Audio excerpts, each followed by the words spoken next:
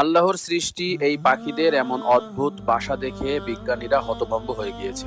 Number 1, swallow bird. এই পাখিটি খড়কুটো নয়, বরং কাদা দিয়ে তার নিজের বাসা তৈরি করে। আল্লাহ তাআলা এই পাখিকে এত বুদ্ধি দিয়েছেন যে এর বাসা শীতকালে গরম এবং গরমের সময় ঠান্ডা থাকে।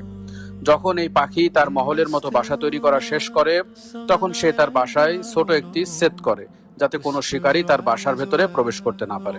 Number 2, electrification bird. বেশিরভাগ পাখি তো গাছের মধ্যে বাসা তৈরি করে, কিন্তু এই আশ্চর্যজনক পাখিটি উচ্চ ভোল্টেজের তারের উপরে বাসা তৈরি করে। এটা আর এমনকি মাইগ্রেটরি বার্ড নামের এই পাখি তো বুনো মহিষের মাথার উপরে বাসা তৈরি করে ফেলেছে। নাম্বার 3 হচ্ছে প্যান্ডোলিন টেট, যাকে আমরা বাবুই পাখি বলি। এই পাখির ইঞ্জিনিয়ারিং দেখে তো বড় বড় ইঞ্জিনিয়াররাও হতভম্ব হয়ে গিয়েছে, কারণ এরা তাদের বাসায় দুইটি ঘর বানায়, যেখানে একটি আসল ঘর থাকে, যেখানে ডিম এবং বাচ্চা থাকে, আরেকটি থাকে নকল ঘর। যখন এই পাখিগুলো ঘর ছেড়ে বাইরে যায়, তখন আসল ঘরের মুখ বন্ধ